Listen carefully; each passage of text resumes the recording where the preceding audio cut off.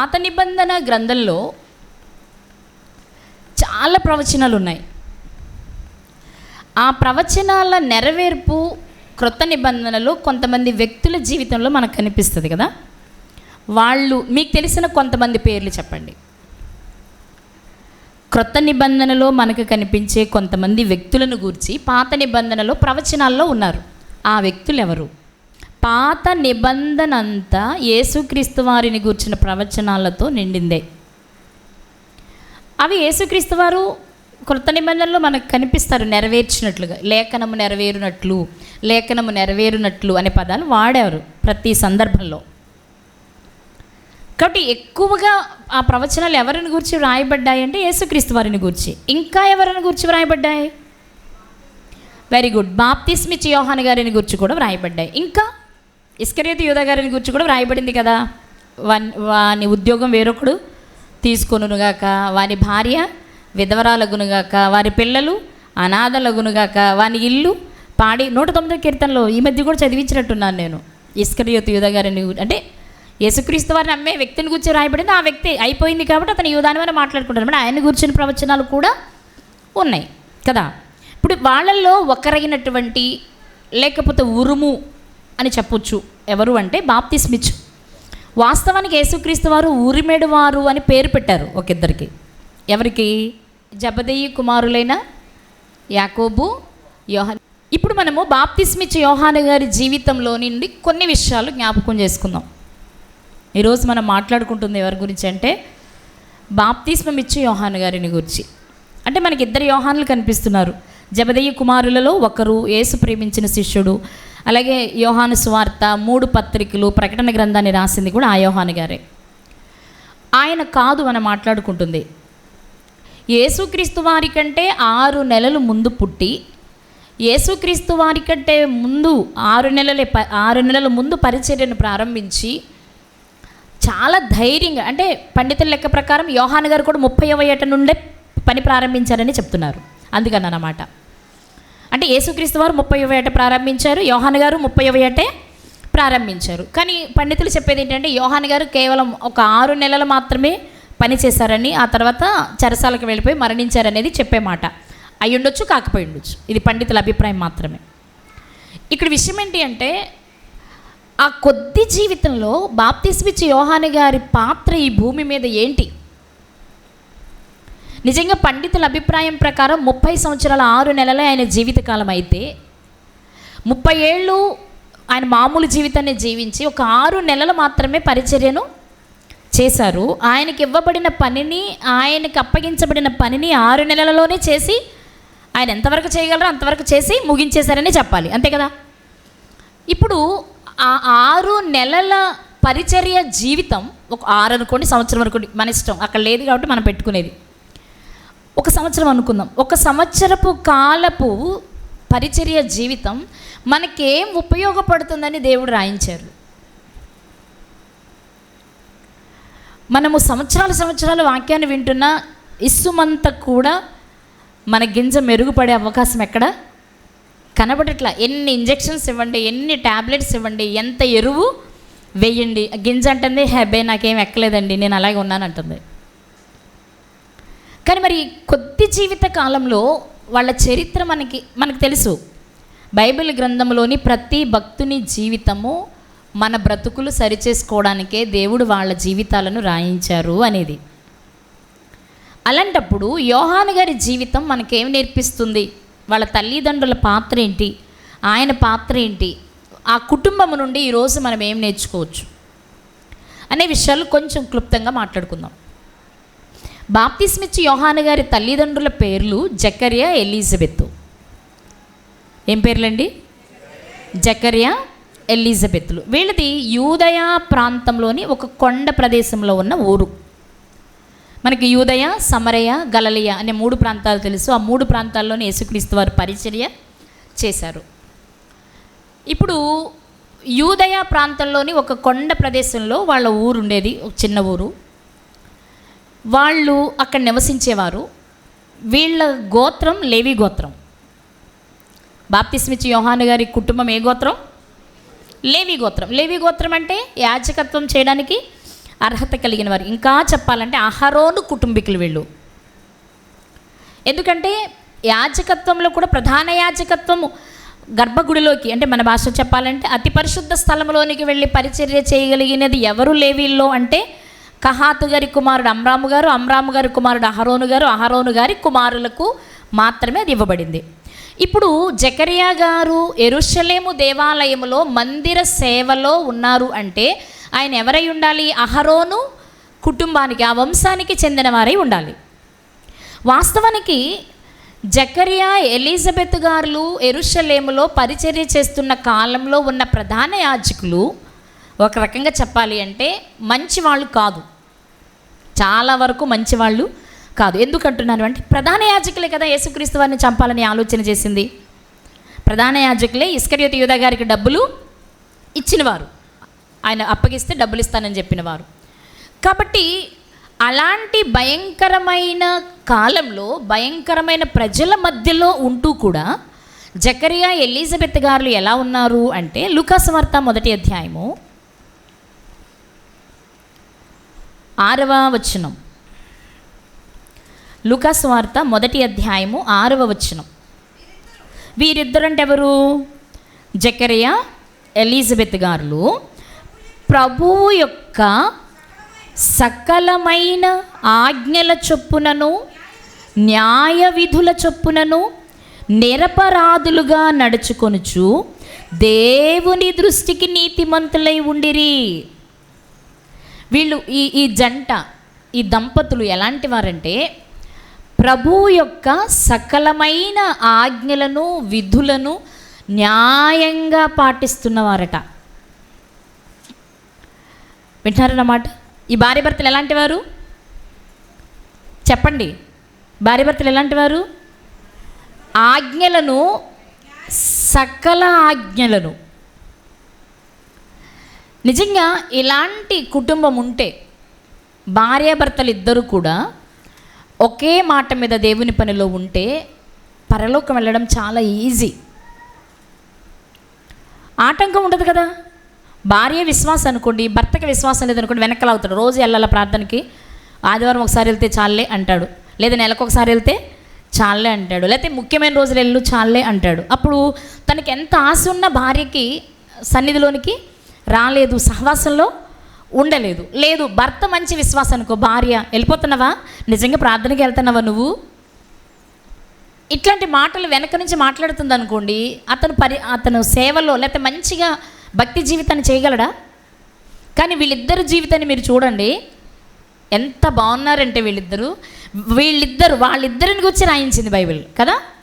వాళ్ళలో అహరోను జకరియా ఇలా ఉన్నాడు అని కానీ, ఎలిజబెత్ ఇలా ఉంది అంటే ఒకరు విశ్వాసి ఒకరు అవిశ్వాసి అన్నట్లేం రాయబడలేదు. కానీ వాళ్ళిద్దరూ సకలమైన ఆజ్ఞల చొప్పున జాగ్రత్తగా బ్రతుకుతున్నారట. నిజంగా నాకు అనిపించిన అభిప్రాయం చెప్తా, ఇద్దరు బాగున్నారు కాబట్టే నిండు వృద్ధాప్యం వరకు కూడా చక్కగా సాగుతుంది వాళ్ళ భక్తి జీవితం. వాళ్ళు ఎలాంటి వారు అంటే 7వ వచనంలో వారిద్దరూ బహుకాలము గడచిన వృద్ధులైరి. వృద్ధాప్యం వచ్చేసినా కూడా వీళ్ళు అన్యోన్యంగా ఉన్నారంటే, ఆ వృద్ధాప్యంలో కూడా పరిచర్యలు చక్కగా కొనసాగుతున్నారు అంటే ఒకరిని ఒకరు పురికొల్పుకునే స్థితిలో ఉన్నారనమాట.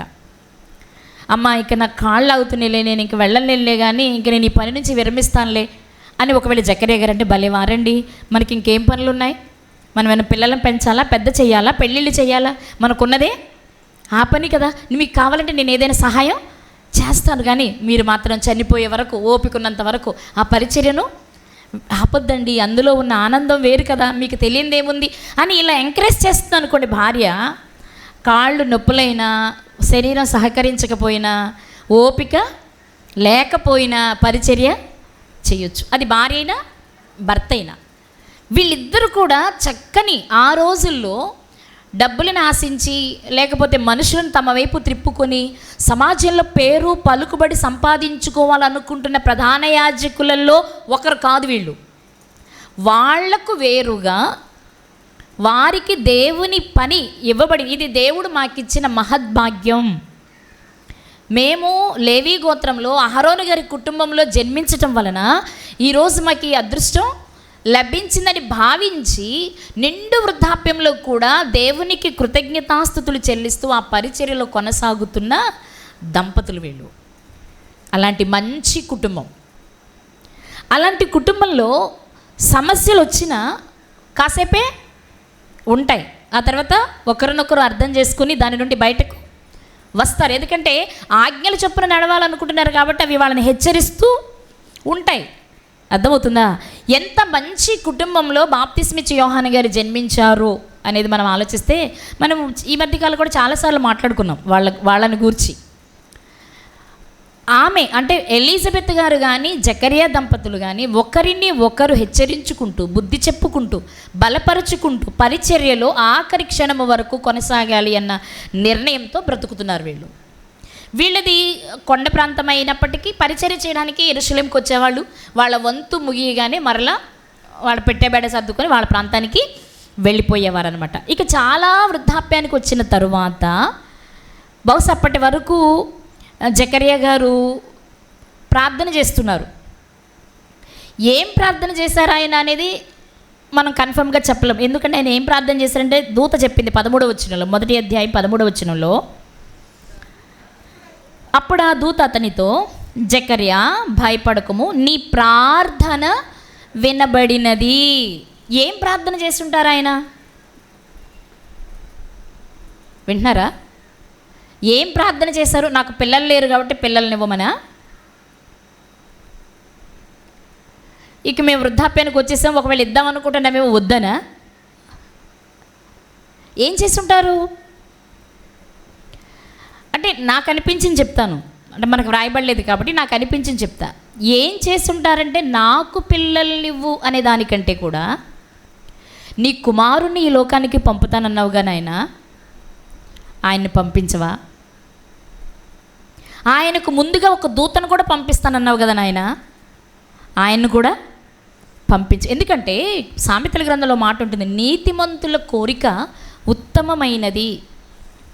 అంటే చిన్న చిన్నవి శరీర సంబంధమైనవి ఇలాంటి వాటి మీద వాళ్ళ దృష్టి ఉండదు. వాళ్ళ దృష్టి ఎలా ఉంటుందంటే, దేవుడు ఒక మాట ఇస్తే ఆ మాట నెరవేర్చడానికి నేనేమైనా ఉపయోగపడతానా, దేవుని సంకల్పం నెరవేర్చడానికి నా జీవితం ఏమైనా ఉపయోగపడుతుందా అనేది ఒకటైతే, దేవుడు చేసిన వాగ్దానం నెరవేరే సమయం ఆసన్నమైనప్పుడు అది చూస్తే బాగుండు అనే కోరిక కూడా వీళ్ళు కలుగుద్ది. అదే సిమియోను గారికి కలిగినట్లుగా. కాబట్టి ఈయన ఏం ప్రార్థన చేశారంటే, పిల్లల గూర్చి అని నేను చెప్పట్లేదు, అలాని కాదని కూడా నేను చెప్పట్లేదు. కానీ ఆయన ప్రార్థన ఖచ్చితంగా దేని గురించి అయి ఉంటుంది అంటే, మెస్సియ రాకను గురించి అయితే అయి ఉండాలి. ఎందుకంటే భక్తులంతా, ప్రవక్తలంతా యేసుక్రీస్తు వారి రాక కొరకు ఎదురు చూసిన వారే. యేసుక్రీస్తు వారే స్వయంగా చెప్పిన మాట, నా దినము చూడాలని ఎందరో ఆశపడ్డారు కానీ కొందరికే అది దక్కింది అని కదా. కాబట్టి ఈయనకు కూడా ఏం కోరుకుంటూ ఉండాలి?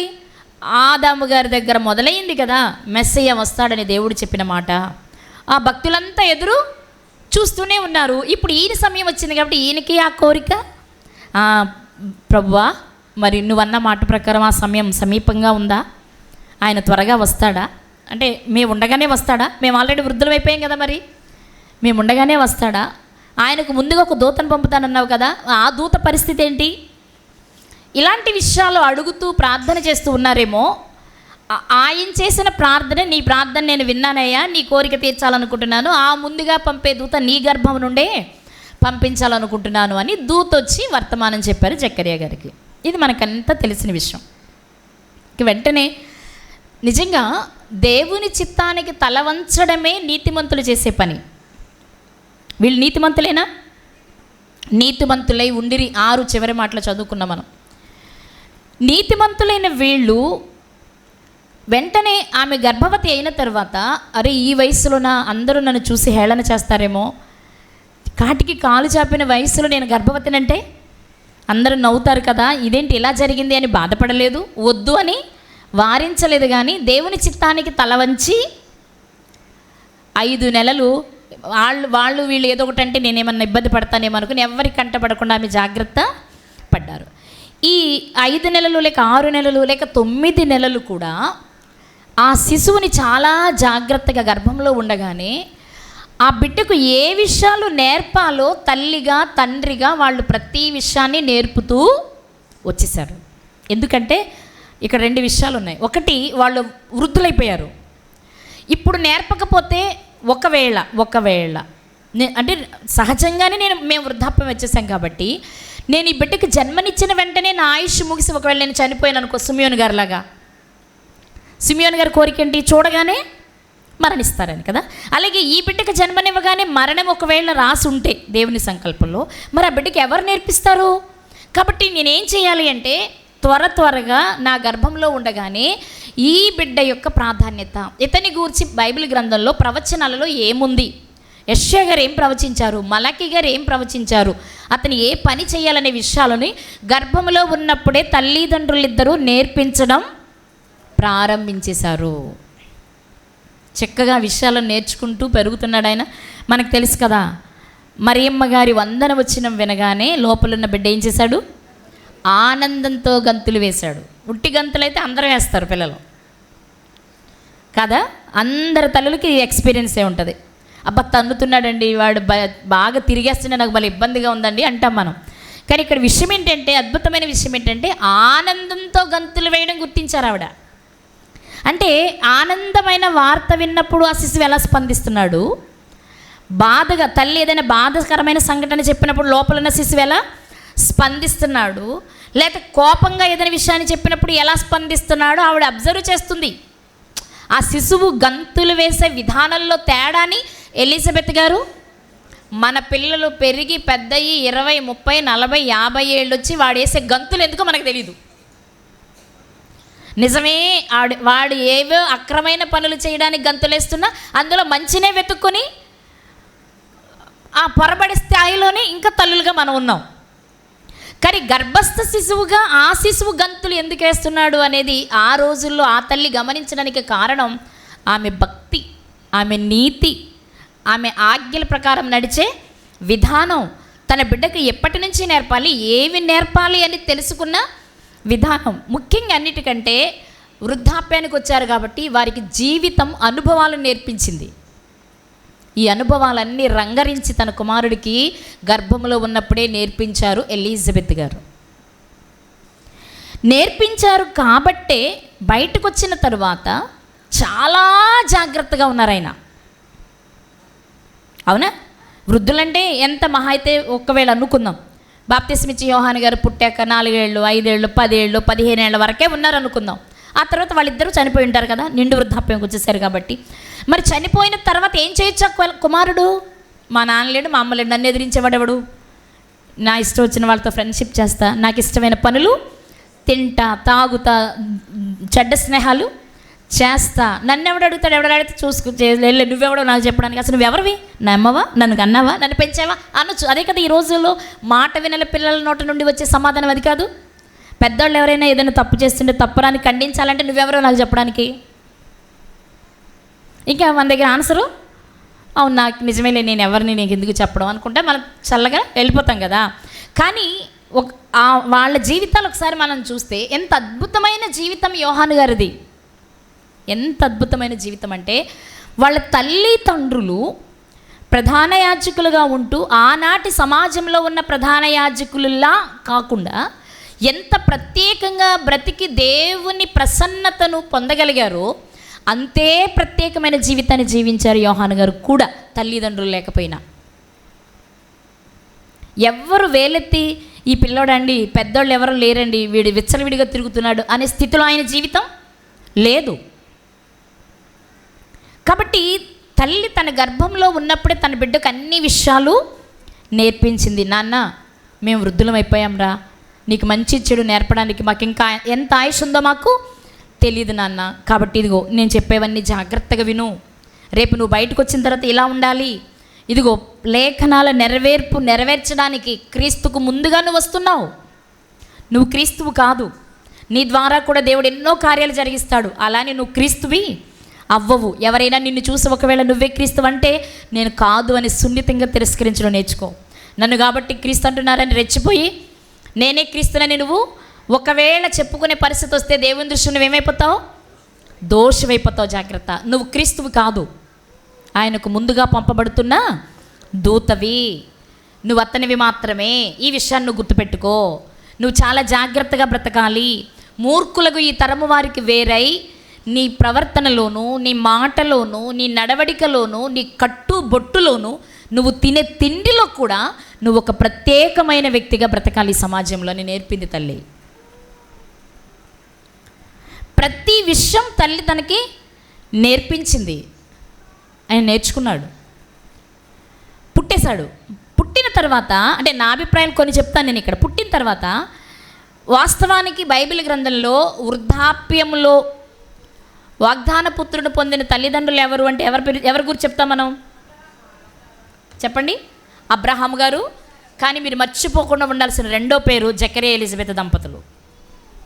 వెంటనే వృద్ధాప్యంలో బిడ్డలను కన్న తల్లులు ఎవరు అంటే శారా గారని మాత్రం ఆగిపోకూడదు. అలాగే తండ్రులు ఎవరు అంటే అబ్రహాము గారి దగ్గర ఆగిపోకూడదు. అబ్రహాము గారు అంటే ఇప్పటికీ మళ్ళీ మనం ఇంకా స్టడీ చేస్తే ఇంకో దంపతులు ఎవరైనా దొరుకుతారేమో తర్వాత సంగతి. ఇప్పటికైతే 2 జంటలు దొరికాయి కదా మనకి. అబ్రహాము గారేమో తన కుమారుడు పాలు విడిచిన దినమందు గొప్ప విందు చేశాడు. కానీ జకరియా ఎలిజబెత్ గారు ఎప్పుడు చేశారో చూద్దాం. లూకాసు వార్త 1వ అధ్యాయం 57, 58 చదువుకుందాం. 59 కూడా. ప్రసవ కాలము వచ్చినప్పుడు ఎలిజబెత్ కుమారుని కనెను. అప్పుడు ప్రభువు ఆమె మీద మహాకనికరం ఉంచెనని ఆమె పొరుగువారును బంధువులను విని ఆమెతో కూడా నిజంగా ఎంత హ్యాపీ ఫీల్ అయ్యారోనంట. పోన్లే ఎలిజబెత్, నువ్వు మరణానికి సమీపిస్తున్నా సరే నీకు గుడ్రాలని నింద పోయింది. పోన్లే, హ్యాపీ, నువ్వు సంతోషంగా ఉండు, మమ్మల్ని కూడా సంతోషపెట్టావు కదా, దేవుని స్తుతిద్దామని అందరూ చాలా హ్యాపీగా ఉన్నారట. అప్పుడు ఏమైంది? 8వ దినమున వారు ఆ శిశువునకు సున్నతి చేయవచ్చి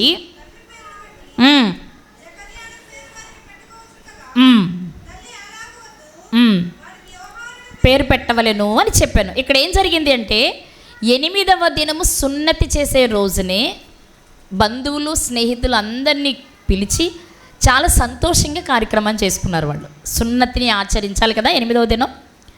ఆ సున్నతిని ఆచరించేటప్పుడే బంధువులు స్నేహితులు అందరూ, ఎందుకంటే ఇరుగు పొరుగు అందరిని పిలుచుకున్నట్టు కనపడుతుందిగా మనకి.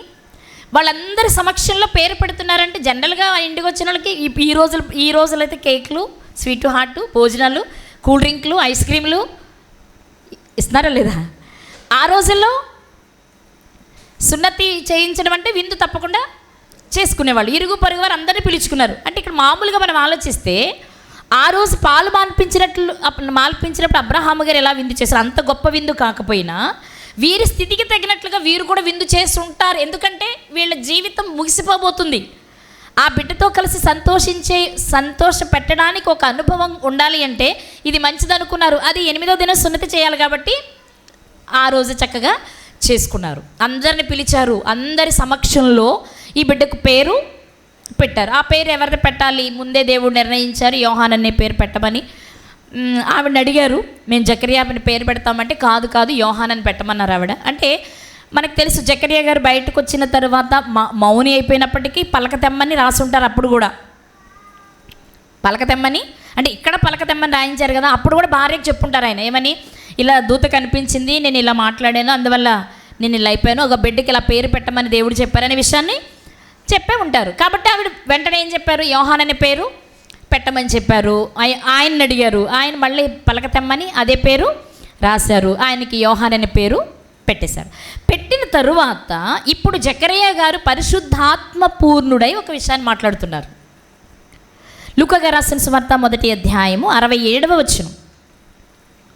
లూకా సువార్త 1వ అధ్యాయము 67వ వచనం. మరియు అతని తండ్రి జకర్యా పరిశుద్ధాత్మ పూర్ణుడై ఇట్లు ప్రవచించెను. తన కుమారుడు ఉద్దేశించి ఒక ప్రవచనాన్ని జకర్యా గారు మాట్లాడుతున్నారు. ఇక్కడ మీరు గమనిస్తే దానికంటే ముందు 41వ వచనంలో ఎలిజబెత్ గారు పరిశుద్ధాత్మతో నిండుకొనిన వారై మరియమ్మ గారిని గురించి ఆ విషయాలు మాట్లాడతారు.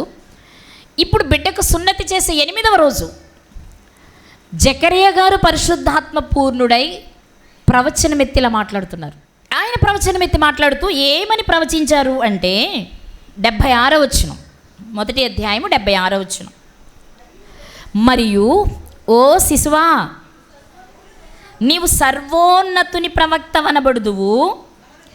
మన దేవుని మహావాత్సల్యమును బట్టి వారి పాపములను క్షమించుట వలనను తన ప్రజలకు రక్షణ జ్ఞానము ఆయన అనుగ్రహించినట్లు ఆయన మార్గములను సిద్ధపరచుటకై నీవు ప్రభువునకు ముందుగా నడుతువు.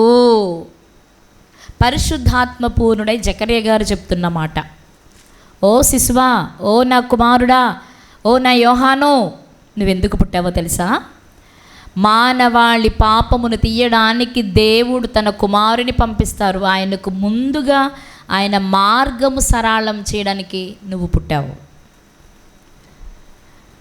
నీ పుట్టుకకు కారణం ఇది. బాగా వినాలి. ఎలా బ్రతకాలో తల్లి గర్భంలో నేర్పిస్తే, పుట్టిన 8 రోజుల కుమారుడితో తండ్రి మాట్లాడుతున్నాడు. ఏమనంటే, నీవు పుట్టిన పుట్టుకకు కారణం ఏంటో తెలుసా? మెస్సయ్యకు ముందుగా నువ్వు మార్గము సరళం చేయడానికి వచ్చిన వాడవు. ఇది నువ్వు మర్చిపోకూడదు. నువ్వు ఆ పని చేసి తీరాలి. ఆ పనిలో వచ్చే శ్రమను నువ్వు భరించాలి. ఒకవేళ శ్రమ దాటి మరణమైనా నువ్వు భరించాలి. ఇది నువ్వు చెయ్యాలి. కానీ ఈ పని చేసేటప్పుడు నువ్వు ఎలా ఉండాలో తెలుసా? యథార్థ హృదయుడివై ఉండాలి. ప్రత్యేకమైన జీవితాన్ని నీవు జీవించాలి. మూర్ఖులకు, ముష్కరులకు, ఈ తరము వారికి వేరుగా నువ్వు కనబడాలి. మేము అలాగే బ్రతికాం. మాకిచ్చిన పరిధిలో, మాకిచ్చిన ఆజ్ఞల చొప్పున మేము అలా ప్రత్యేకంగా బ్రతికాం. నువ్వు కూడా అలాగే బ్రతకాలి. వాళ్ళ అమ్మ బాబు ఉన్నంత వరకు బాగున్నాడురా, ఆ తర్వాత చెడిపోయాడురా అనే మాట నువ్వు అనిపించుకోకూడదు. దేవుని నామానికి మహిమ తేవాలి. నువ్వు ఆ పని కొరకే నువ్వు భూమి మీదకి వచ్చావు అని చెప్పి ఒక చక్కని మాట చెప్పారు ఆయన. మన పాదములను సమాధాన మార్గంలోనికి నడిపించినట్లు చీకటిలోను మరణఛాయలోను కూర్చున్న వారికి వెలిగించుటకై ఆ మహావాత్సల్యమును బట్టి పైనుండి ఆయన మనకు అరుణోదయ దర్శనం అనుగ్రహించెను. చీకటిలోను మరణఛాయలో ఉన్న వారికి వెలుగివ్వడానికి నిజమైన వెలుగు ఒకటి వస్తుంది. ఆ వెలుగును పరిచయం చేయడానికి నువ్వు ముందు ఉరుములా వెళ్ళాలి. నిజమైన వెలుగు ఒకటి వస్తుంది వెనక.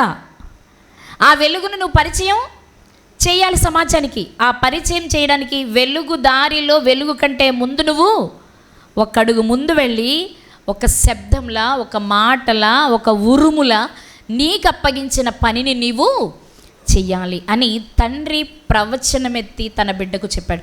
8 రోజుల పిల్లోడికి ఏం అర్థం అవుతుంది? 80 ఏళ్ళు వచ్చినా ఏం చెప్పలేకపోతున్నాం. ఇప్పుడు 80 ఏళ్ళు వస్తే వాళ్ళు మనకి చెప్పాలి తప్ప మనం వాళ్ళకి చెప్పేది కాదు. 8 ఏళ్ళప్పుడు వీళ్ళు వినరు. అర్థమైందా? 8 రోజుల శిశువుకు జకరియా గారు మాట్లాడుతున్నప్పుడు ఆయన నమ్మకం ఏంటి అంటే, గర్భంలో ఉన్నప్పుడు వాళ్ళమ్మ నేర్పితే నేర్చుకున్నాడు కదా అన్నీ.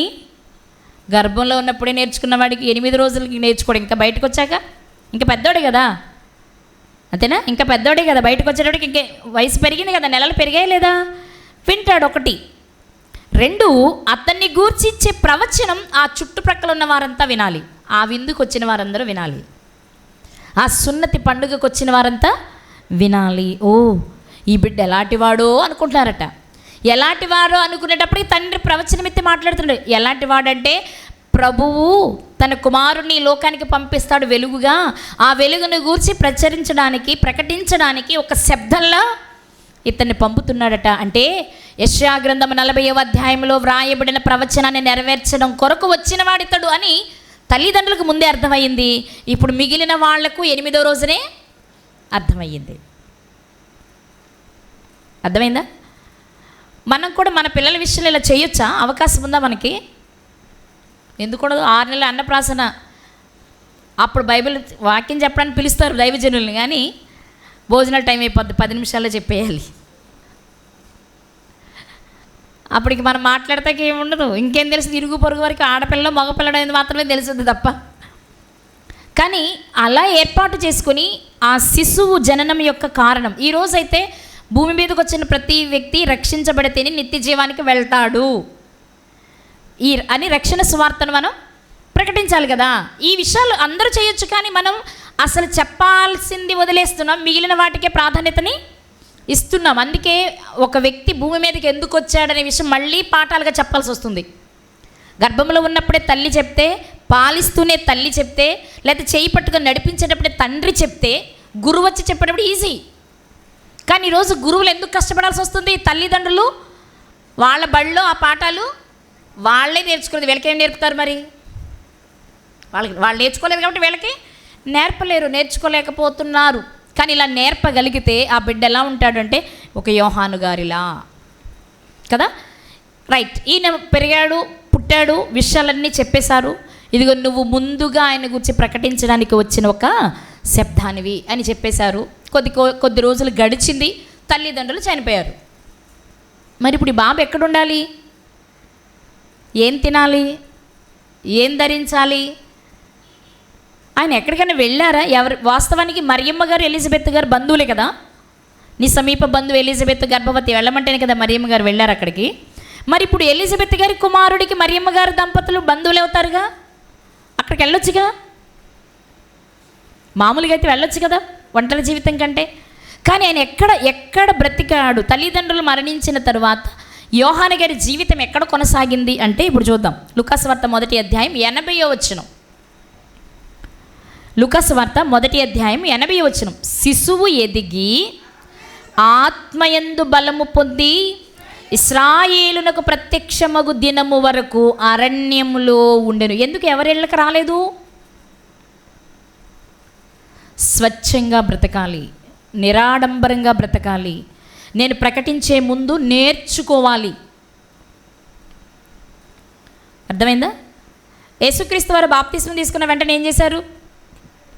అరేబియా దేశం, క్షమించాలి, అరణ్యానికి వెళ్ళిపోయారు. పౌలు గారు అరేబియా దేశానికి వెళ్ళిపోయారు.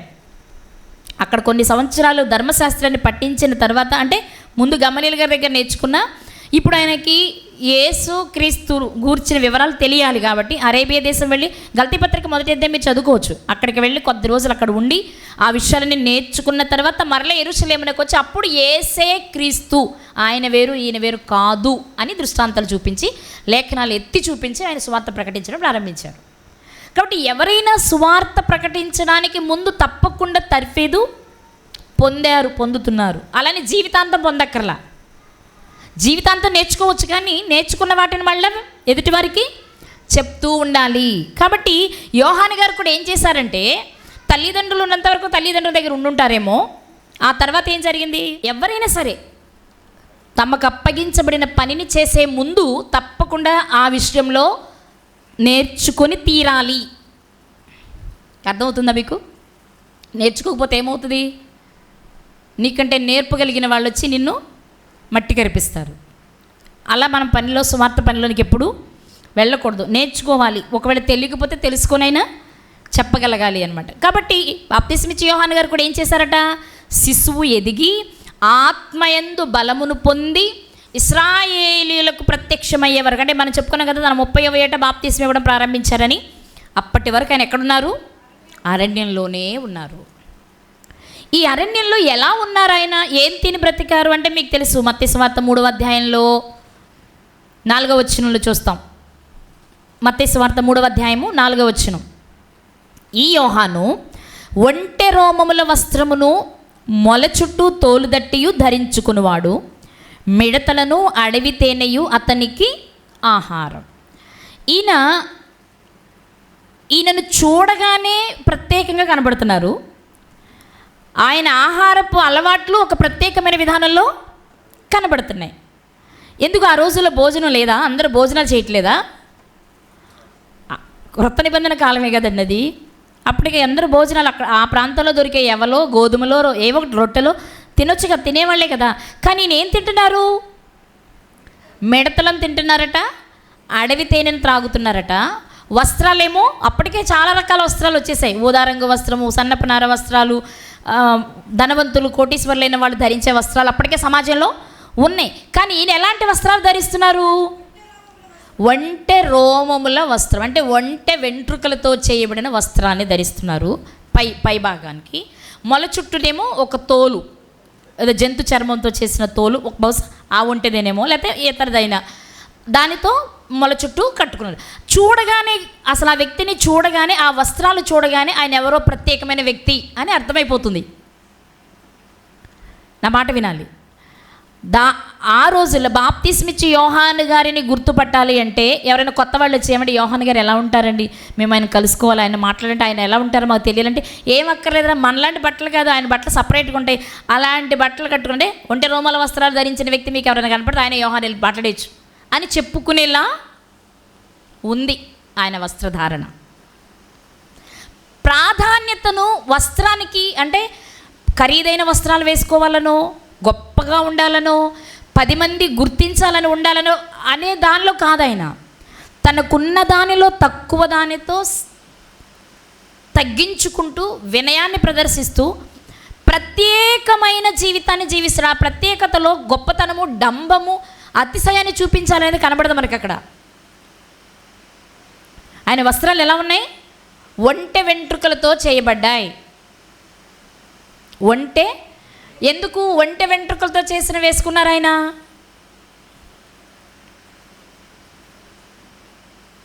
కాస్ట్లీయా, చీపా? ఆయన జీవిస్తున్నారు ఎక్కడండి? అరణ్యంలో. మరి అరణ్యంలో ఆ వేడిని తట్టుకోవాలి అంటే దానికి అనుకూలంగానే వేసుకోవాలి. ఎడారిలో జనరల్గా ప్రయాణం చేయాలంటే ఏ జంతువుని వాడతారు? ఒంటెల్నే వాడతారు. ఆ ఒంటె నుండి వచ్చే రోమా వెంట్రుకలు, ఆ వెంట్రుకలతో తయారు చేసినవి, దానితో పాటు ఇంకొంత ఉన్ని కలిపి చాలా సాఫ్ట్గా తయారు చేస్తారట అవి. వాస్తవం చెప్పనా, అది ఆయన ఒక్కరే కాదు, ఆ అరణ్య ప్రాంతంలో నివసించే వారందరికీ ఆ వస్త్రాలు పరిచయమే. ఈ సమాజం ఉందే, యెరూషలేము, ఈ యూదయ ప్రాంతాల్లో కొంచెం జనసంచారం ఎక్కువగా ఉండే ప్రాంతాల్లో వాళ్ళు ఇవి ధరించేవాళ్ళు కాదు. కానీ ఆ అరణ్యంలో నివసించే వాళ్ళంతా ఇలాంటి వస్త్రాలే ధరించేవారట. చాలామందికి ఈ వస్త్రాలు పరిచయమే. లేదంటే ఈయన సొంతగా నేర్చుకున్నట్టేం కనపట్లేదుగా మనకి, ఆయన తయారు చేసుకున్నట్టు లేదు. అంటే ఆ వస్త్రాలు అప్పటికి మార్కెట్లో దొరికేవన్నమాట. అంటే చాలామంది అలాంటి వస్త్రాలు ధరించేవారు. అంటే అరణ్య ప్రదేశంలో అక్కడక్కడ ఇళ్ళుంటాయి కదా, ఎడారుల్లో ఇళ్ళు కట్టుతూ ఉంటారు, మంచు ప్రాంతాల్లో కొన్ని ఇళ్ళు ఉంటాయి. కాబట్టి ఎక్కువ జనసాంద్రత ఉండదు, కానీ జనాభా ఉంటారు. వాళ్ళు ధరించే వస్త్రాలే ఈయన ధరించారు. ఎందుకు అవి ధరించారు అంటే, 1 ప్రత్యేకంగా ఉండడానికి, 2 ఆ వాతావరణాన్ని తట్టుకోవడానికి. అర్థమైందా మీకు? ఆ వస్త్రాలు ఎందుకు? ఆ వాతావరణాన్ని తట్టుకోవడానికి. అందుకే ఒంటె రోమముల వస్త్రాలు ధరించారట ఆయన, తోలు దట్టి. ఎక్కువ ఖరీదైనవి కాదు, ఎక్కువ ఇబ్బంది పడేవి కాదు, ఎక్కువ ప్రత్యేక గుర్తింపు అంటే మనుషులలో గుర్తింపు కొరకు కాదు, కానీ అతని జీవితమే ఒక గుర్తింపు పొందేలా ఉండడానికి ప్రయత్నించిన వ్యక్తిగా మనకిన కనబడుతున్నారు. ఇక ఆహారం విషయానికి వస్తే, ఇవి తినడం వల్ల మనుషులంతా అనుకునేవారట యోహాను అసలు తిండే తినడు అనుకునేవారట. అదే యేసుక్రీస్తు వారిని అయితే తిండిపోతు అనుకునేవాడట. ఎందుకు ఈయనని అలా అనుకునేవాళ్ళు కాదంటే, అక్కడ ఏవి దొరుకుతాయో వాటితో కడుపు నింపుకొని తాను వచ్చిన పనేంటో మాత్రమే ధ్యాస మనసులో పెట్టుకున్న వ్యక్తి ఆయన. ఈరోజు యోహాను గారి జీవితంలో మనం నేర్చుకోవాల్సింది ఏంటంటే, మనమంతా కూడా మనకు అప్పగించిన పనిని చేయడానికే వచ్చాం. కానీ ఇక్కడికి వచ్చాక మనం ఏమంటున్నాం? నాకు ఇలాంటి ఆహారం కావాలి, అలాంటి ఆహారం కావాలి, అక్కడదైతే కావాలి, ఇక్కడదైతే కావాలి, లేక నాకు ఆ వస్త్రాలు కావాలి, ఈ వస్త్రాలే కావాలి, లేకపోతే ఇలాంటి ఫెసిలిటీస్ ఉంటేనే నేను పరిచర్య చేస్తాను అంటున్నాం. కానీ అది కాదు. ఒక దైవజనుడు లేక దేవుడు ఒక వర్తమానాన్ని ఇచ్చి ఒక వ్యక్తిని ఈ భూమి మీదకి పంపారు అంటే, అక్కడ ఏది ఉంటే అది అనుభవించు. ఉన్నత స్థితి ఒకవేళ ఏర్పాటు చేశాడు దేవుడు, అది అనుభవించు. లేదు మరీ కఠినమైన పరిస్థితులు గుండా వెళ్ళవలసి వచ్చింది, అది కూడా అబ్బాయి నా వల్ల కాదండి, నేను చేయలేనండి అంటే ఇంక నువ్వు పరిచర్య ఏం చేస్తావు? అన్ని చోట్ల అందరూ ఒకేలా ఉండరు కదా, అందరూ మనకు అన్ని అవకాశాలు ఇవ్వలేరు కదా. కాబట్టి మనం ఏం చేయాలి? ఎలాంటి స్థితిలో ఉంటే ఆ స్థితికి అనుకూలంగా మనం మారిపోయేలా ఉంటేనే పరిచర్య ముందుకు వెళుతుంది. దేవుడు మనకు అప్పగించిన పనిని ముగించగలుగుతాం. లేదు అంటే ఆ పనిని మధ్యలోనే, అంతే కదా మరి, అవకాశాలు లేనప్పుడు ఏం చేస్తాం? మధ్యలోనే వదిలేయాలి.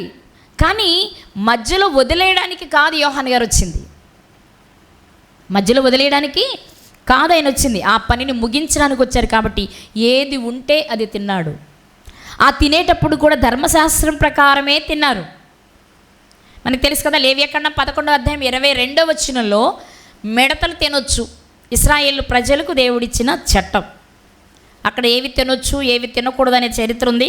అందులో ఏముంటుందంటే మిడతలు ఉంటాయి. ఒకసారి చూస్తారా, లేవియాకాండము 11వ అధ్యాయం 22వ వచనం. 11వ అధ్యాయము 22వ వచనం.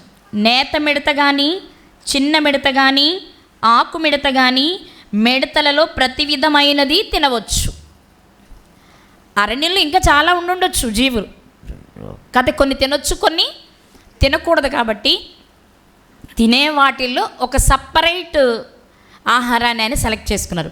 నేను స్టడీ చేస్తే నాకు అర్థమైంది ఏంటంటే, మిడతల్లో ప్రోటీన్ ఎక్కువగా ఉంటుందట. మన సైడ్ ఉండే మిడతలు కొంచెం బక్కగా ఒకలా ఉన్నట్టు ఉంటాయి, కానీ అటు సైడ్ ఆ ఏరియాలో మిడతలు చాలా హెల్తీగా ఉంటాయట. ప్రోటీన్ ఎక్కువ ఉంటుందట వాటిల్లో. ఏమి ఎక్కువ ఉంటుంది? ప్రోటీన్. మరి అదే కదా మనకి ఎక్కువ కావాలి. అలాగే దాన్ని ఏమంటారు, కొవ్వు, ఫ్యాట్స్, అవి కూడా మంచి మిడతల్లో మంచిగా లభిస్తుందట. వేస్ట్ కొలెస్ట్రాల్ పెరిగేవి ఉండదట, మంచి హెల్తీగా ఉంటుందట అది. అందుకే ఆ మిడతల్ని ఆయన ఆహారంగా సెలెక్ట్ చేసుకొని చక్కగా ఎవరిని ఇబ్బంది పెట్టకుండా ఆయనకు దొరికింది తింటూ దొరికింది త్రాగుతూ ఆయన టైం వచ్చే వరకు అరణ్యంలోనే ఉంటూ అనేక విషయాలను నేర్చుకుంటూ, ఒకటి తల్లిదండ్రులు నేర్పించారు, రెండు చుట్టుపక్కల వాళ్ళకి ఆయన గురించి తెలిసింది. బాబు మీ అమ్మ నాన్న ఇలా చెప్పారు నీ గురించి, నువ్వు ఇలా ఉండాలి ఇలా చేయాలి అనే విషయాలు, ఆ విషయాలు నేర్చుకున్నారు ఆయన. ముఖ్యంగా వీటన్నిటికంటే కూడా ఆయన పుట్టినది మొదలుకొని పరిశుద్ధాత్మతో నిండుకొని ఉన్నారు. మనందరికీ బాప్తిస్మం తీసుకుంటే పరిశుద్ధాత్మ వస్తారు. ఆయనకు పరిశుద్ధాత్మనిచ్చి పుట్టుకతోనే పరిశుద్ధాత్మనిచ్చి పంపించారు దేవుడు. ఎందుకంటే ఇప్పుడు ఆయన బాప్తిస్మం ఇవ్వాలి. ఆయనకు ముందు బాప్తిస్మం ఇచ్చిన వాళ్ళు ఎవరు లేరు. ఇప్పుడు ఈయన స్టార్ట్ చేయాలి కాబట్టి, మొట్టమొదటి వ్యక్తి కాబట్టి దేవుడే అతనికి పరిశుద్ధాత్మనిచ్చి ఇక నుంచి నువ్వు ఆ పని చేయడానికి అర్హుడివి అని చెప్పి పంపించారు. పరిశుద్ధాత్మను పొందుకున్నారు కాబట్టి ప్రతి విషయం ఆయనకి దేవుడు తెలియజేస్తూ ఉంటారు. తల్లిదండ్రులు గర్భంలో ఉన్నప్పుడే విషయాలు నేర్పుతూ వచ్చారు. ఒకవేళ ఎక్కడైనా కాదు కూడా అంటే ఇరుగు పొరుగు వాళ్ళు ఏదైనా చేస్తున్నా నువ్వు ఇది చెయ్యాలట, మీ అమ్మ మీ నాన్న ఇది చెప్పారు, ఆయన ఉన్నంతకాలం నేను ఎలా బ్రతకమని నేర్పారనే విషయాలు చెప్పుకుంటూ రావడం వలన ఆయన విషయాలన్నీ మనస్సులో పెట్టుకుని 30వ ఏట వరకు అరణ్యంలోనే ఉండి ఇశ్రాయేలీల ఎదురుపడి వాళ్ళకి రాజ్య సువార్తను ప్రకటించే సమయం వరకు ఆయన అరణ్యంలోనే ఉన్నారు. ఎవరిని ఇబ్బంది పెట్టకుండా, తన కొరకు ఏదో చేయించుకోవాలి అనుకోకుండా. అర్థమవుతుందా? వాస్తవానికి ఆయన ఒంటరిగాడే. మరి సమాజంలోనికి వచ్చేస్తే చక్కగా పోషిస్తారు ఆయన్ని. అవునా? శిష్యులను ఏర్పాటు చేసుకున్నారు. శిష్యులు ఆయన బాగానే చూసుకుంటారు. వాళ్ళ కుటుంబాలు ఉన్నాయి, వాళ్ళు అన్నీ కావాల్సినవన్నీ పంపిస్తారు. మీరు భక్తులను చూడండి, యోహాను గారిని చూడండి, బాప్తిస్మ ఇచ్చే యోహాను గారిని చూడండి, యేసుక్రీస్తు వారిని చూడండి, పౌలు గారిని చూడండి. వాళ్ళు ఎలా జీవించారు? వాళ్ళందరూ సింగిల్ మ్యాన్సే, వివాహాలు లేవు వాళ్ళకి కదా. అలాని మాకు వివాహం లేదు, మేము ఒంటరిగాళ్ళం, మాకు ఒక ముద్ద పెట్టలేరా, మేము మీకోసం ఇంత పరిచర్య చేస్తున్నాం, ఇంత వాక్యం వినిపిస్తున్నాం అన్న వాళ్ళు ఎవరు లేరు. వాళ్ళ పని వాళ్ళు చేసుకున్నారు, వారికి తగినది వారు తిన్నారు, ఎవరిని ఇబ్బంది పెట్టకుండా ఉన్నారు. ఎందుకో తెలుసా? వాళ్ళు చెప్పే మాట ఎదుటివారు వినాలి అంటే వాళ్ళల్లో ఎలాంటి చిన్న లోపము వాళ్ళకి కనబడకూడదు. జాగ్రత్త పడ్డారు. పౌలు గారు ఏం చేశారు? డేరాలు కుట్టుకున్నారు. అవునా? కాబట్టి ఎవరి పనులు వాళ్ళు చేసుకుంటూ పరిచర్యను కొనసాగించారు. వాళ్ళ జీవితాలు మనం చూస్తే, వాళ్ళ జీవితాలు ఆ రోజు మనం చూస్తే వాళ్ళ శరీర పోషణ కొరకు, వాళ్ళతో ఉన్న వాళ్ళ పోషణ కొరకు వాళ్ళ చేతులు కష్టపడ్డాయి. అటువైపు పోషించుకోవడానికి కష్టపడుతూనే మరొక వైపు అనేక మందిని పోషిస్తూ ఆధ్యాత్మికంగా నడిపించే ప్రయత్నమే చేస్తూ వచ్చారు. వచ్చిన ఈయన అరణ్యంలో ఎందుకు ప్రకటించారు? సువార్త ఎక్కడ ప్రకటించాలి? జనసంచారం ఉన్న మనుషులకే కదండి. సువార్త ఎవరికి కావాలి?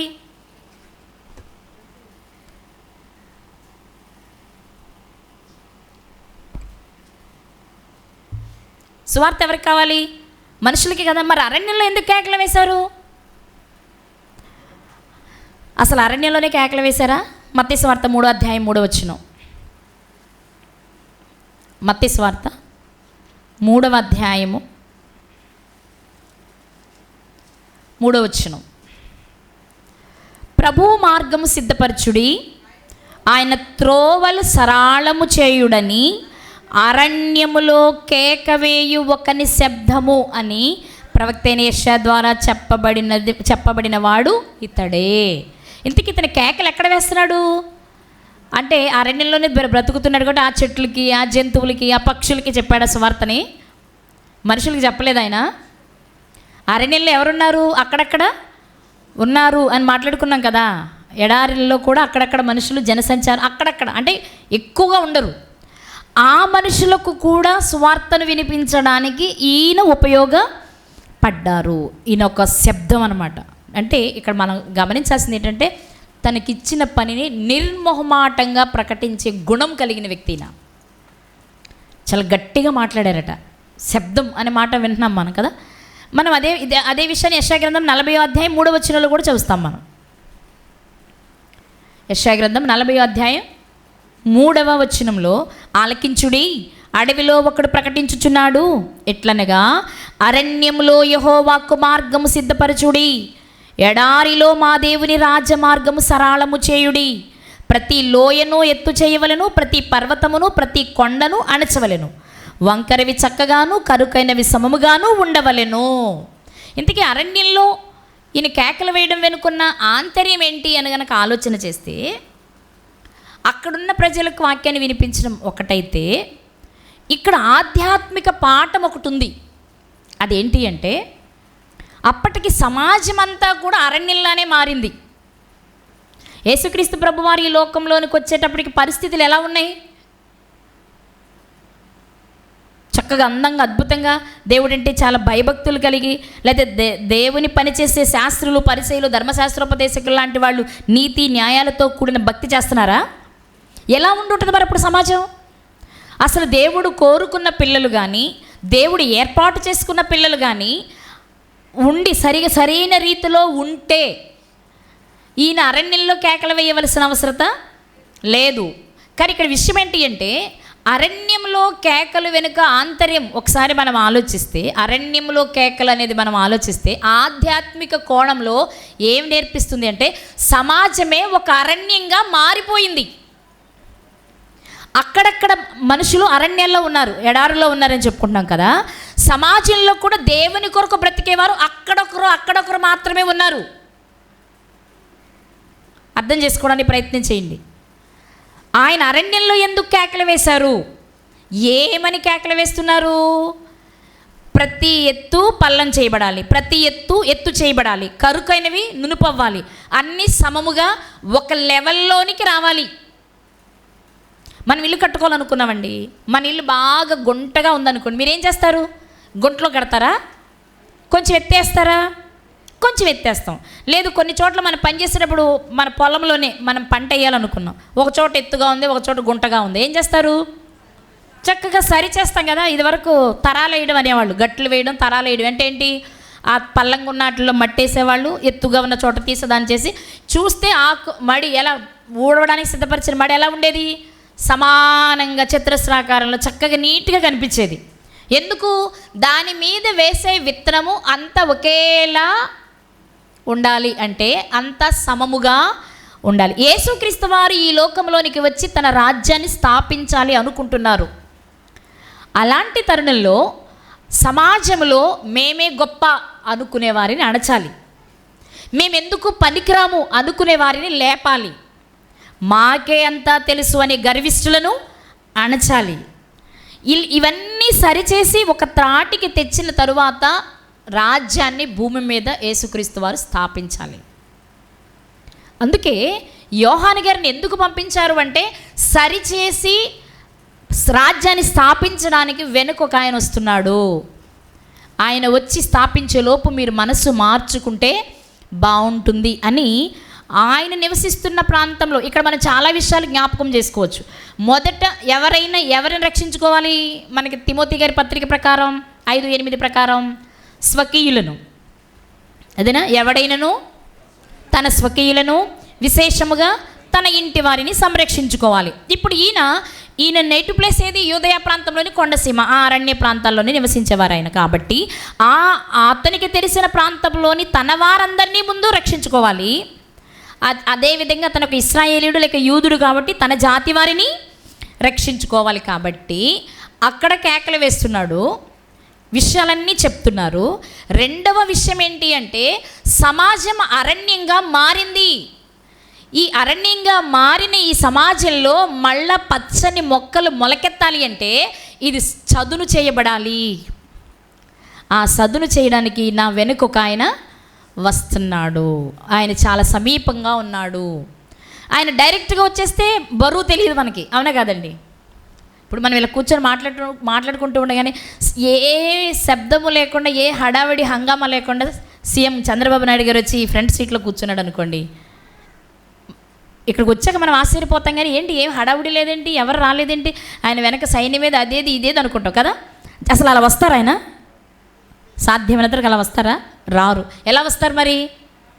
ఒక కలెక్టర్ అయినా, ఒక సీఎం అయినా, ఒక పిఎం అయినా వాళ్ళకి ముందే ఒక వారం రోజుల ముందు నుంచి ప్రారంభమవుతుంది. ఏమని, పలానా తారీఖున తెక్కెళ్ళపాడు STWG స్కూల్కి సీఎం గారు వస్తున్నారంట.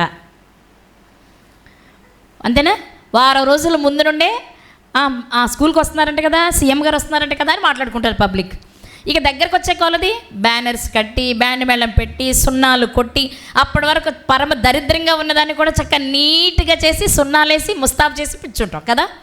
ఇదే పని యోహాను గారు చేస్తున్నారు. ఈ పని యోహాను గారు, నా వెనుకొచ్చాయన నాకంటే శక్తివంతుడు, బలవంతుడు, నిజమైన వెలుగు, దేవుని చిత్తాన్ని నెరవేర్చడానికి వస్తున్న వ్యక్తి. ఆయనకు రూట్ ఇస్తున్నా నేను కాస్త. ఆయన వస్తున్నాడు, కొంచెం మీరు దారిస్తే బాగుంటుంది, ఆయన మీతో కలుపుకొని పోతాడు, అన్నీ చేసుకొని పోతాడు, మీ సమస్యలు తీర్చడానికి ఆయన రాబోతున్నాడు అని చెప్పడానికి వచ్చిన వార్తే ఎవరు? యోహాను గారు. వచ్చిన ఈయన అరణ్యంలో ఎలుగెత్తి కేకలు వేయటం వెనుక ఉన్న ఆధ్యాత్మిక కోణం ఏంటి అంటే అప్పటికి సమాజం అసూయ చేత, ద్వేషం చేత, పగ చేత, కక్ష చేత, క్రోధాల చేత నిండిపోయి అరణ్య ప్రజలు మూర్ఖపు ప్రజల్లా తయారైంది సమాజం. ఇలాంటి సమాజాన్ని మెత్తన చేసి క్రీస్తు వస్తారు, రాజ్యాన్ని స్థాపిస్తారు, ఆ రాజ్యంలోనికి మీరు చేరాలి అంటే మీ బ్రతుకులు సరిచేసుకోవాలి అని పశ్చాత్తాపంతో కూడిన సువార్తను ప్రకటించడానికి ఆయన వచ్చారు. ఆ విషయాన్ని, ఆ రాజ్య సువార్తని ఆయన మారు మనస్సు విషయమైన బాప్తిస్మాన్ని ఇచ్చారు. ఆయన సువార్తను ప్రకటించి మారు మనస్సు విషయమైన బాప్తిస్మం ఇచ్చి, ఇదిగో ఇలా మీరు చేస్తే నా వెనుకొచ్చి ఆయన మరొక బాప్తిసాన్ని మీకు ఇస్తారు, ఆయన స్థాపించే రాజ్యంలో మీరు చేరడానికి వీలుంటుంది అని చెప్పడానికి వచ్చిన ముందు దూత ఎవరు? యోహాను గారు. వచ్చిన ఆయన తాను ఎందుకు వచ్చాడో మర్చిపోలేదు, ఏం చేయాలో మర్చిపోలేదు, తాను చేసే పనిలో ప్రజల మెప్పుని కోరుకోలేదు. ప్రజల మెప్పును కోరుకుంటే హేరోదు గారి చేతిలో మరణం ఉండేదా యోహాను గారికి? ఆహా, ఓహో, హేరోదు భలే మంచి పని చేసావు, భలే అందగత్తిని తెచ్చుకున్నావు హేరోది అని, నీ సోదరుడు ఎడిపోతే ఏమి, నువ్వు ఎంజాయ్ చేయని చెప్పేవాడు. కానీ అలా చెప్తే ఆయన యోహాను గారు ఎవరు? అవునా? అలా చెప్తే ఆయన యోహాను గారు ఎవరు? ఈరోజు బోధకులమైన మనము నేర్చుకోవాల్సింది కూడా ఇదే. మనుష్యుల మెప్పు కొరకో, మనుష్యులను సంతోషపెట్టడం కొరకో, మనుషులను ఏదో చేయడం కొరకో సత్యాన్ని సమాధి చేసి నువ్వు గనక సువార్త ప్రకటిస్తే అది అరణ్యంగానే ఉండిపోతుంది. అది పచ్చని పంట చేనుగా మారి ఫలాలనిచ్చే వృక్షాలుగా ఆ పంట చేను మొక్కలు తయారవ్వాలి అంటే నీవు కూడా యోహాను గారిలా ఉన్నది ఉన్నట్లు మాట్లాడగలగాలి. ఎంతమంది మాట్లాడగలుగుతున్నావు?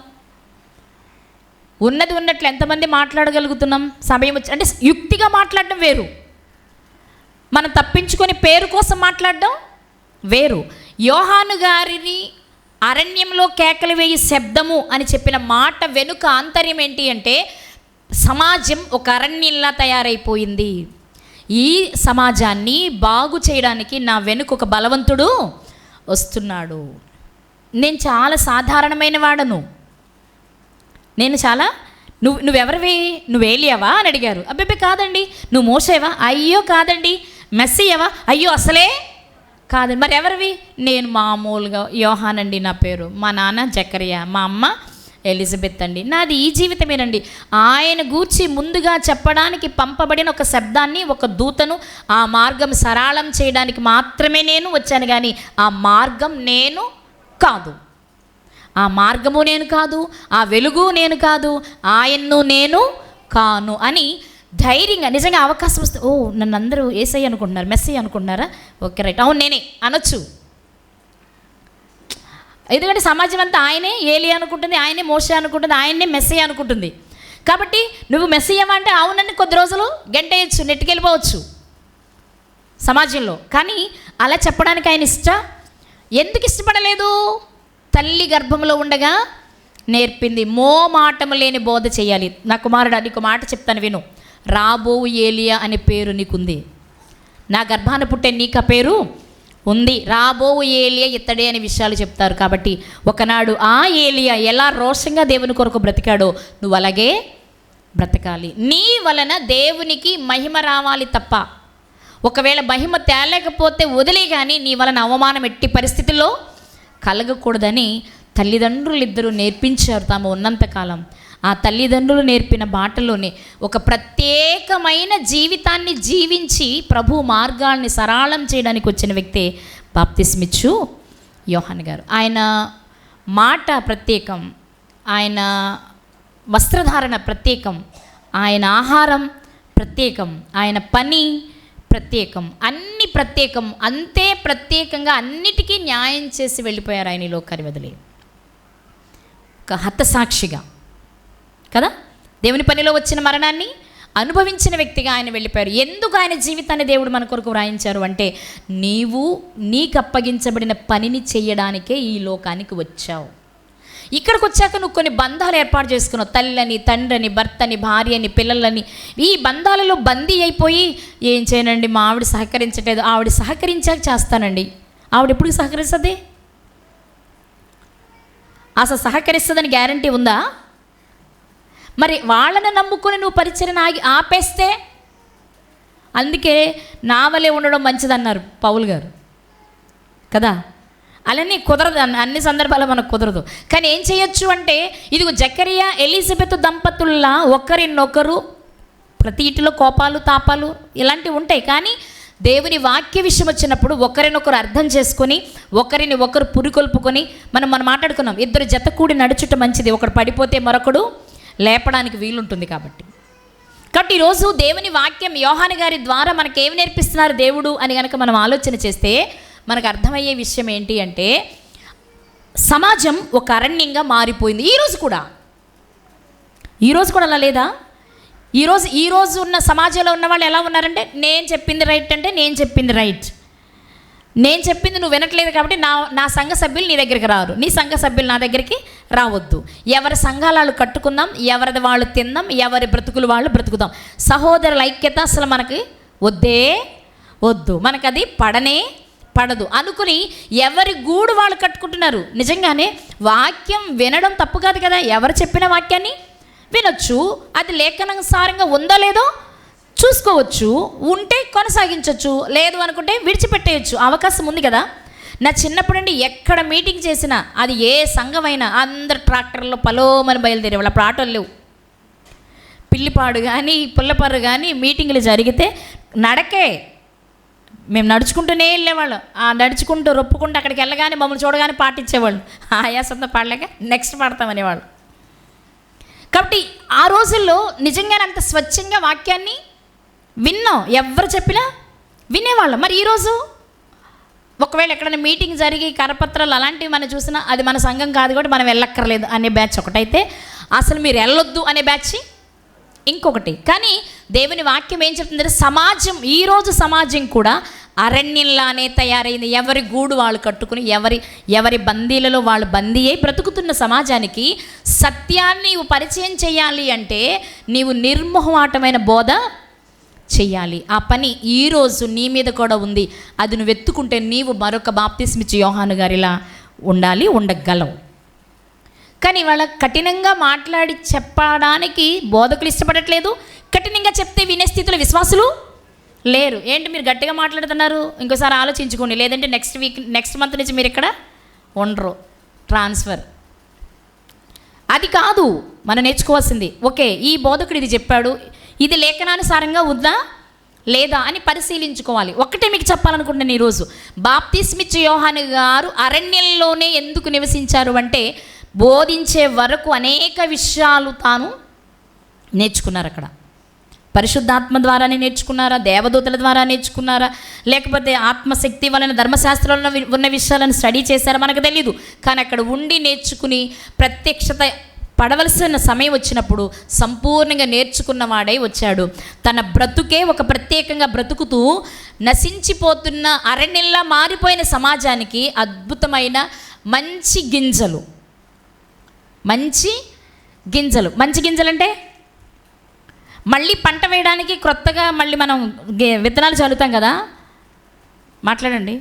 ఆ విత్తనాలు ఎలా ఉంటాయి చెప్పాలి. ఇక్కడే ఉన్నారు అందరూ, చెప్పండి. మనం పంటేస్తాం, ఎకరం భూమికి పంటేసేస్తాం, కానీ మళ్ళీ కొత్తగా మడి వేయాలి అంటే అందులో శ్రేష్టమైన ధాన్యం దాచుకుంటాం, మంచి విత్తనాలు దాచుకుంటాం మళ్ళీ కొత్త పంట వేయడానికి. అలా ఉండాలి వాక్యం అనేది. అలా కొత్తగా తెచ్చుకుని పదిలపరుచుకొని సందర్భ సహితంగా దానిని బయటకు తీసి వాడుకునేలా ఉంటే మన ఆధ్యాత్మిక జీవితాలు బాగుపడతాయి. లేదు అంటే మన బ్రతుకులు కూడా అరణ్యంగానే మారిపోతాయి. అరణ్యంలో ఎందుకు కేకలు వేయాల్సి వచ్చింది అంటే అక్కడ వారికి తెలియని ఒకటైతే సమాజం అరణ్యంగా మారిపోయింది, దీనిని ఒక పంట భూమిగా మార్చాల్సిన బాధ్యత మన మీదే ఉంది అనే విషయం యోహాను గారు ఆ రోజు చేస్తే కానీ ఈరోజు మనకి అవసరం ఉండదు. కాబట్టి అది ఆయన వరకే కాదు, అందరికీ సువార్తను ప్రకటించే పని దేవుడు అందరికీ ఇచ్చారు. ఎవరికి అప్పగించిన పనిని వారు చేయాలి. ఆ చేసేటప్పుడు మోమాటము లేని బోధ చెయ్యాలి. చేద్దామా?